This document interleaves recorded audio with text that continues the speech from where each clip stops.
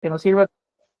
Estamos viendo el contribution map, ¿verdad? Que así lo llamamos este concepto, dentro de la parte de profitability, ¿verdad? Que es la parte con la que hemos iniciado la clase. Entonces, decíamos, en este mapa yo quiero ver la cantidad, qué es lo que genera volumen de venta, cuál es el precio que se vende cada producto, el markup, cuál es el producto qué markup tiene cada producto, y lo más importante, qué contribución genera cada uno de estos productos. Entonces, yo ya sé, por ejemplo, acá, no he puesto los totales, pero sé que 4 millones y no hay nada que se le parezca en cuanto a nivel de venta, en cuanto a nivel de contribución, siquiera cercano. Tal vez este de abajo, ¿verdad? Que sería el producto industrial en el canal B, ¿verdad? Ese produce aproximadamente $1 millón y este otro 4 millones. Entonces ahí está la plata. Probablemente hayan productos con mejores márgenes. Por ejemplo, este tiene un markup de 101%. Pero vean cuánto genera de plata el total. 195,000. Su Q es muy pequeño. Se vende muy poquito de ese producto. Aquí está, solo 3,000 unidades. Entonces, realmente, ahí es donde está el tema, ¿no? Yo puedo, básicamente con esto, tomar decisiones. Sé que si ese producto empieza a tener problemas, tose, digamos, la empresa va a toser en general porque tiene mucho peso. Y digamos que no he puesto nuevamente la dimensión de cuál es que si se está cayendo alguno y todo eso, pero digamos que eso sería algo bien interesante para analizar, porque es como cuantificar las pérdidas, de dónde tengo que apuntar mis cañones, dónde tengo que buscar darle solución, porque digamos que me permite focalizarme. Entonces, este mapa me permite también dar un performance, por dónde estoy creciendo, dónde estoy decreciendo. Entonces, es importante que tengan la claridad de esta variable, ¿verdad? Entonces, eso es lo que han visto. Por eso, una pregunta. Fíjate que no me queda tan claro qué es lo del markup.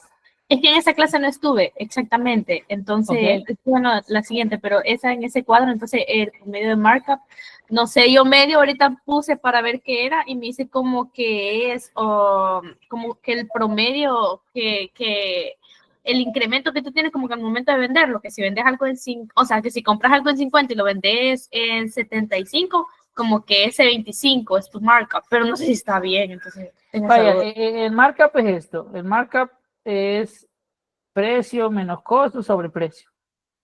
Dígase de otra forma, perdón. Precio menos costo sobre costo, ¿sí? Por lo tanto, es básicamente, si te fijas, cuánto estoy cobrando por encima del costo.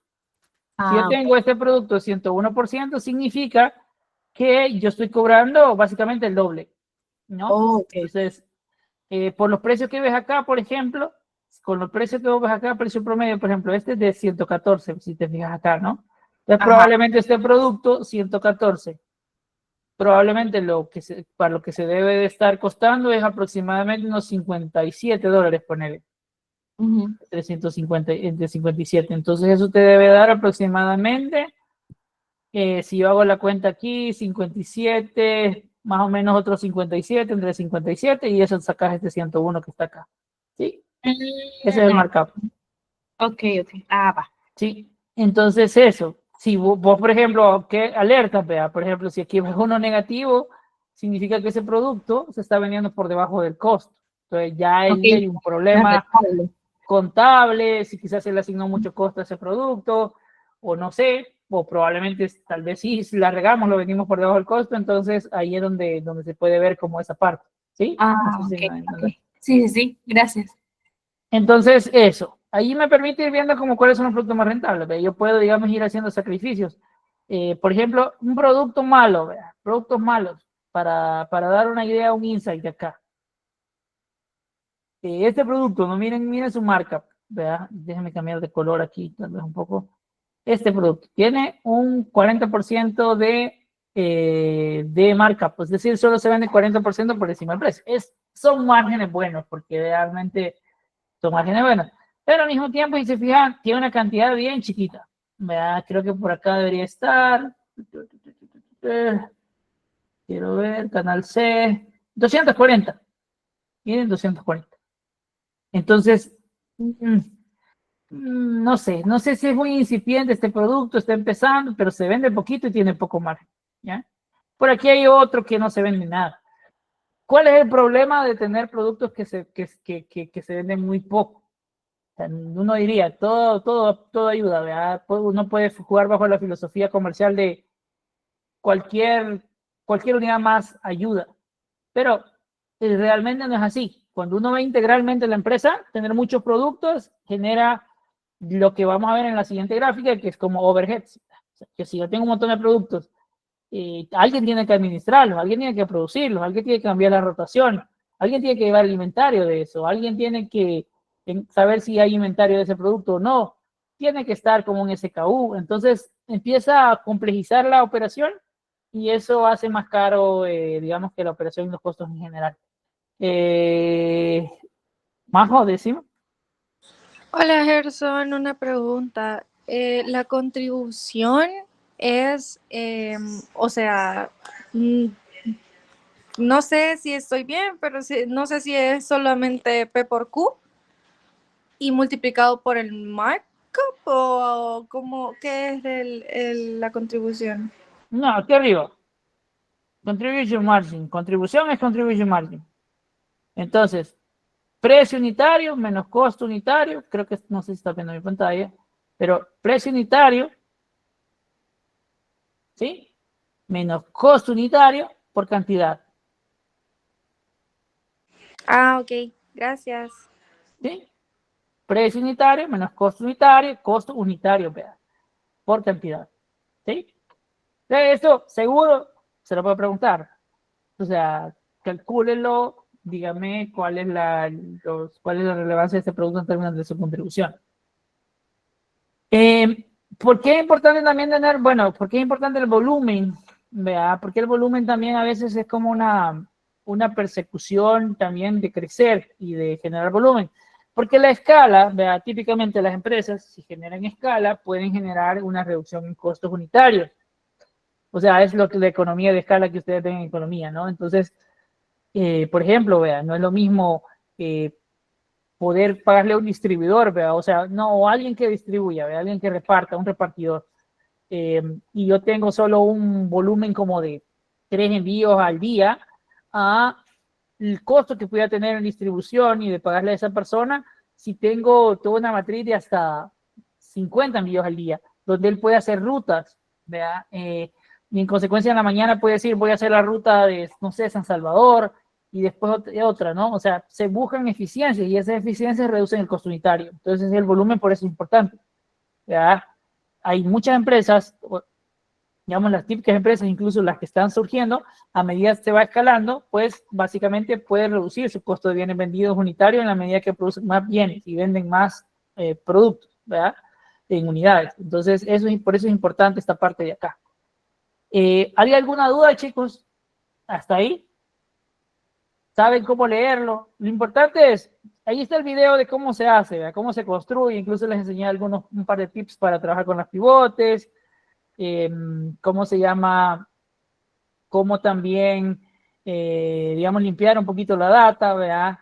De forma de que el mapa les quede más bonito, pero también es importante la interpretación, que es lo que estamos viendo ahorita. Entonces, que lean los indicadores, que sepan leer los indicadores, ¿verdad? Que si alguien les da esto de finanzas, un reporte, pues lo puedan leer también. Entonces, no sé si hay alguna duda hasta aquí de esto. ¿No? ¿Estamos bien? Bueno, Sí, todo claro, Gerson. Continúo entonces.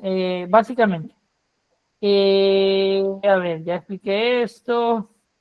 Entonces, después lo otro que vimos es algo que era el P&L, ¿verdad? O Profit and Losses Waterfall, ¿verdad?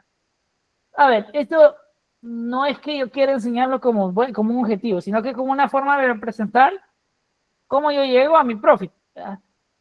¿Sí? O sea, ¿cuánta plata me queda a mí? Fíjense que este era bien interesante, porque también lo puse en los videos, ahí está. Porque yo digo, yo vendo esto, pago a los canales esto, entonces me queda de revenue esto, o sea, este es mi revenue, esto es lo que yo recibo. Entonces, estábamos trabajando con una empresa que produce y que lo da a un retailer para que lo venda, ¿no? Entonces, a mí me queda, a mí me queda esto como revenue. Esto, aquí es donde empieza mi P&L, digamos. Vea, después, evidentemente, yo tengo que pagar el costo de los bienes vendidos.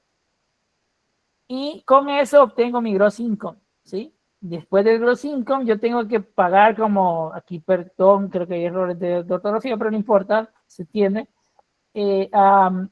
Costos, ¿vea? Gastos de ventas, gastos de muchos empleados, etcétera, etcétera, ¿no? Tal vez gastar en investigación y desarrollo y overheads, que era lo que les decía en el literal pasado, donde si yo tengo, por ejemplo, muchos productos, participo en muchas categorías, mi empresa es muy compleja, pues voy a pagar este tipo de costos, ¿no? Que es básicamente altos costos administrativos, altos costos operativos, ¿vea? Básicamente es eso. Son como los costos operativos y costos administrativos que se inflan cuando la compañía es muy grande.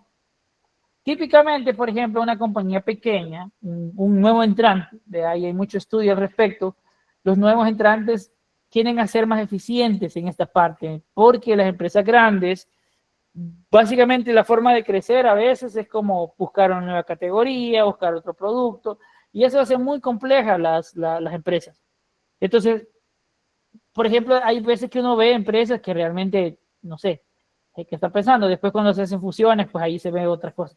Por ejemplo, tienen gerente por lo que sea, tienen director de lo que sea, tienen muchos directores, muchos gerentes, y eso, muchos equipos, o sea, y se va viendo cómo la empresa se va viendo bien compleja, cosas que una empresa que empieza, tal vez no, un nuevo entrante no, ya llega con una visión, con un, digamos que esquema más fit, y obviamente en ese sentido genera ventaja de costos y típicamente un nuevo entrante va a llegar a un precio más bajo, ¿ya? Entonces, no solo porque quiera ganar mercado, sino que también porque puede, ¿ya? Porque llega con una dinámica de entender, dice, bueno, yo voy directamente a este pedazo del pastel y voy de una forma más eficiente. Entonces, son cosas a considerar, ¿verdad? Entonces, ¿por qué era importante esto? ¿Por qué es importante esto? Porque me permite ir dando una lectura dinámica. Yo puedo ver, vea, si yo estoy ganando 3.5 millones, vea, y digamos que a mí se me empieza a caer ese 3.5 de un periodo a, por ejemplo, 3.1 millones, vea, yo he caído, vea, me estoy cayendo más de un 10%. Entonces, esta caída de 10% tengo que ver cómo la compenso. Evidentemente, yo tengo que decir, en algún momento tengo que vender más, ¿sí? Pero a veces no necesariamente es la respuesta. Si el mercado está muy competido, pues básicamente hay que pensar en dónde reduzco. Si, por ejemplo, yo estoy gastando mucho en overheads, imagínense, ¿verdad? Este overhead pasa de 0 a 500,000, tengo que ver, bueno, ¿y por qué estoy gastando $500,000 básicamente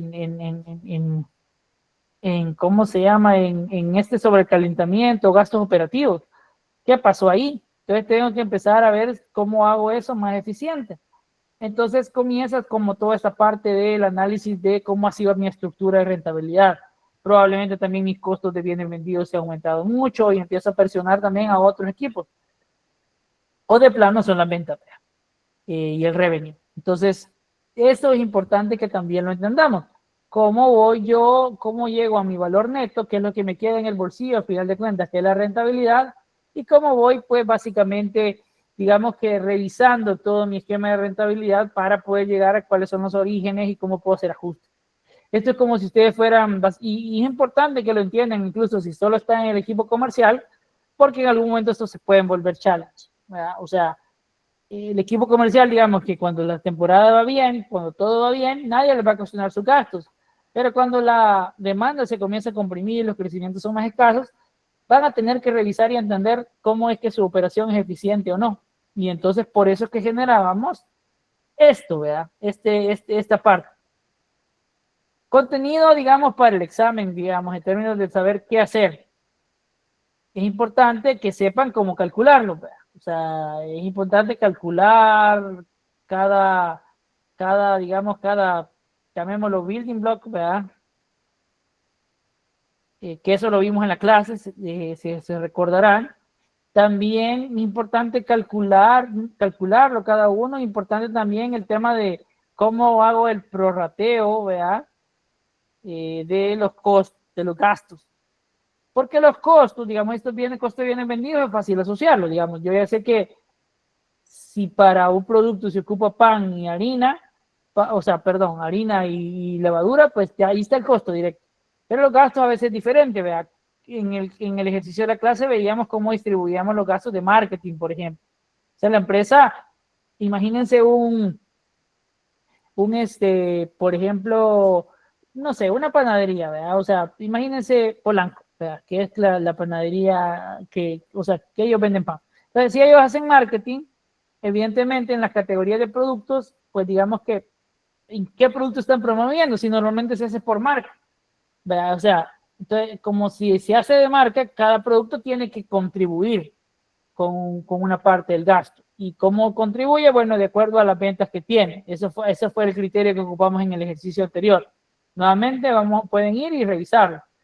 Entonces, ahora, si hay un gasto específico de marketing por producto, o puede ser marketing de nuevo, o investigación y desarrollo, yo tengo el producto específico X, pues tengo que asociárselo a ese producto, ¿ya? O sea, si yo gasté $20,000 en promover el producto tal, quien debe pagar esa factura, quien debo de asociarle esa factura, digamos, es al producto tal, ¿verdad? Entonces, eso es importante en términos de construir este P&L por producto, ¿ya? Porque normalmente lo vamos a hacer por producto, tratando de entender un poco cómo es la radiografía del producto específico. ¿Sí entiendes aparte? Preguntas, chicos. Hasta aquí. Lo que estoy tratando es nuevamente de hacer un mapa mental de los ejercicios, ¿verdad? De lo que hemos visto hasta en la clase. Aquí hasta aquí, ¿hay alguna pregunta? De lo que estuvimos viendo acá, cómo prorrateábamos, cómo distribuíamos los costos, cómo calculábamos cada parte, ¿sí? Creo que estamos bien, ¿verdad? O sea, ustedes me van deteniendo nuevamente. Yo con gusto repaso cualquier cosa que ustedes me digan, siempre y cuando me digan que la repaso. Pero esto era la parte de rentabilidad, ¿no? Creo que es bastante profundo desde un punto de vista comercial. Evidentemente, esto no es una clase de contabilidad de costos. Esta es una clase de, básicamente, como estrategia comercial, ¿verdad? Ocupando temas de rentabilidad y ocupando temas de estrategia comercial. Entonces, no vamos a hablar de costos como tal cual, pero sí tienen que tener algún criterio para tomar decisiones comerciales, para hacer business case, que es algo que vamos a ver más adelante. Tiene que tener algún criterio para hacer prorrateo, ¿no? Y sacar un business case súper rápido, ¿ya? Yesenia. Ahora sí, yo a decir de que esta parte de prorrateo de gastos, o sea, más o menos explicaste a qué se refería, pero no lo entendí. No sé si lo podrías repetir. Vaya, a lo que me refería es básicamente, teníamos el ejercicio, vaya, y teníamos, por ejemplo, Polanco. Sí, me escucha. Imagínate que Polanco gasta $500,000, no 500,000, es mucho, pero ponerle que se gasta $50,000 en promover la marca, porque ellos normalmente hacen publicidad de marca, o sea, ellos no hablan del producto tal en específico, pero ellos tienen 3 categorías de productos, vea, ponerle que es la panadería, ponerle que sea, por ejemplo, la parte de los cafés. Ajá, café, digamos esas dos. Entonces, ponerle que ellos gastan en marca y por lo tanto probablemente la panadería sea lo que más revenue genera. Ponerle que hablemos de, digamos que de $500,000 al mes, digamos, algo así. Veamos números generales. $500,000 se gastan en panadería y aproximadamente ponerle $0.10 millones en café. Eso es lo que hacen, eso es el revenue que hace esa categoría, ¿sí? ¿Sí hasta ahí me sigues? Sí. Entonces, el gasto de 50,000 en marca, fue 50,000 al año y ellos hacen $500,000 y 100,000 acá. Ponerle que entonces, ¿cómo hago yo? Yo quiero evaluar la categoría café, ¿cómo le está yendo? O sea, hacer este P&L para la categoría café. Entonces, ¿qué hago? Básicamente, yo necesito asignarle un gasto de marketing aquí, ¿sí? Un gasto de comunicación. Entonces, lo que hago es de punto 1 que hace el revenue café entre el total de esto, al final es 600,000, ¿sí? O sea, 0.6. Y aquí hago, ¿qué porcentaje es esto? ¿Cuánto será esto? No sé, un 15%. Entonces, aproximadamente un 15% de lo que se gastó, de esos 50,000, deben de ir a café, como marketing, digamos. Entonces, ¿qué serán? 50K por 15%.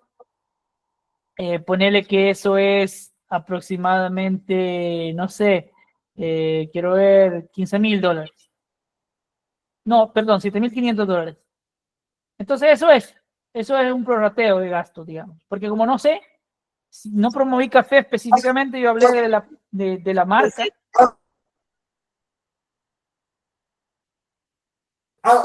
Lo siento que mi perrito se puso a ladrar, pero sí, escucho. No, entonces esos 7,500 es lo que vos asociarías como gasto de marketing de todo lo que la compañía gastó a nivel general, digamos. ¿Por qué? Porque la compañía habló de marca. Equivalente ajá, no es como que le vamos a repartir lo mismo.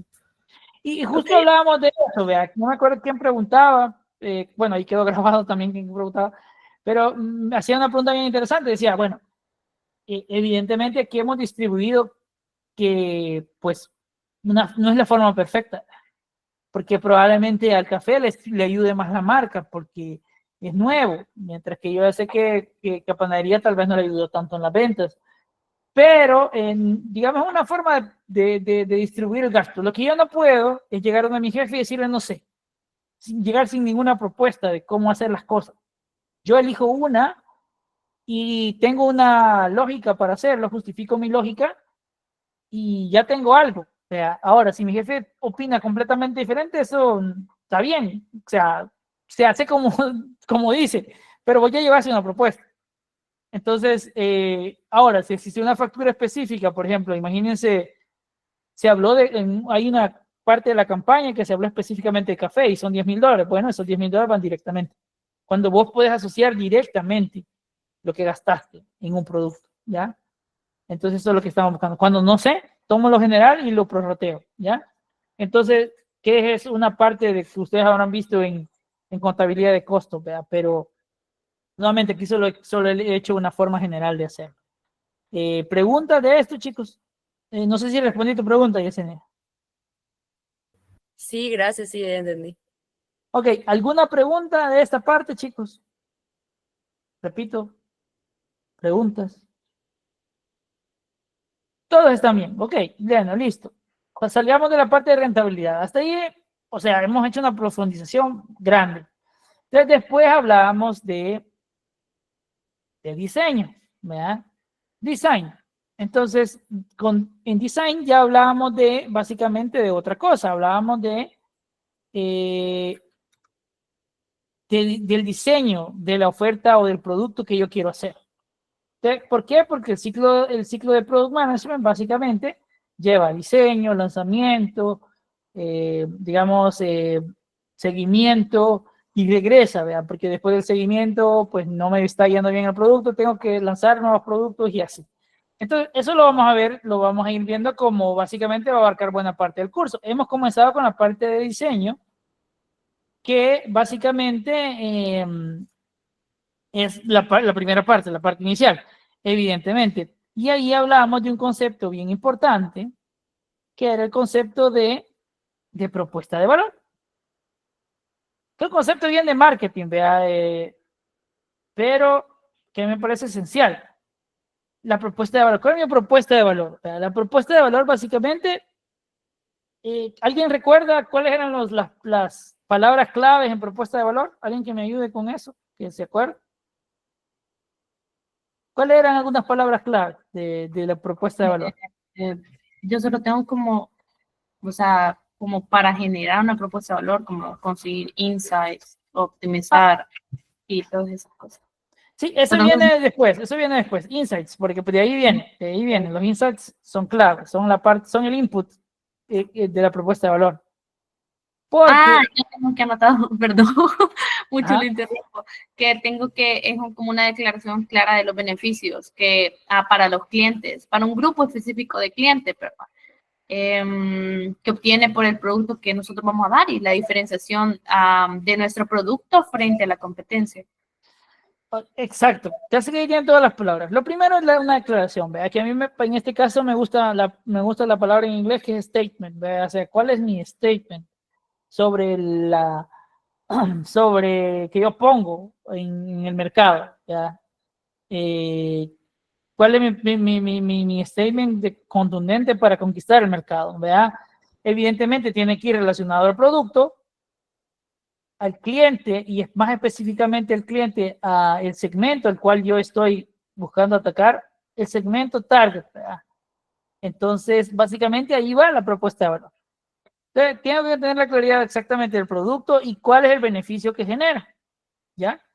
Entonces, esa es la propuesta de valor. Entonces, ese es el concepto central en diseño, ¿sí? Entonces, como Katy decía, ahí va relacionado a la parte de los insights, ¿verdad? O sea, yo no puedo sacar un producto solo como de mi ego, ¿ya? Eso puede ser, yo sí puedo sacar un producto de mi ego si soy un completo genio, ¿verdad? Envuelto en misticismo, que era un poco como lo que se basaba, digamos, el diseño de productos, el diseño de oferta y el siglo pasado, ¿verdad? O sea, de la parte de Steve Jobs, ¿cómo se llama el brother de Amazon? Jeff Bezos, esta gente que está como loca y, digamos, roza la genialidad, ¿verdad? O sea, esto puede ser, o sea, puede ser que yo sea un genio completo y diga, ahí va un producto que yo digo que va a funcionar. Sin embargo, vea, ese proceso no es sistemático. Vea, o sea, yo puedo lanzar una primera gran innovación de mi forma, pero a partir de ahí no se crean. O sea, Apple, Google, Amazon hacen miles de investigaciones y estudios para poder llegar a lanzar los nuevos productos que hoy tienen. Porque probablemente yo pueda dar un golpe de suerte o un golpe de timón con mi genialidad, pero más allá de eso, nada puedo hacer si no tengo como el conocimiento del consumidor target que yo quiero lograr. ¿Sí? Entonces necesito insights. Esos insights, ya habíamos dicho, se lograban de investigación de mercado, de entrevistas, de lo que sea, como ustedes quieran sacar esa información, pero de ahí viene como como mis insights, que son los que sirven para generar la propuesta de valor. ¿Ya? Entonces, ahí era donde teníamos la conexión de lo que estábamos revisando, ¿sí? ¿Hasta ahí alguna pregunta? Ahora, ya que nos quedamos en este punto, vamos a irnos a hacer un pequeño ejercicio.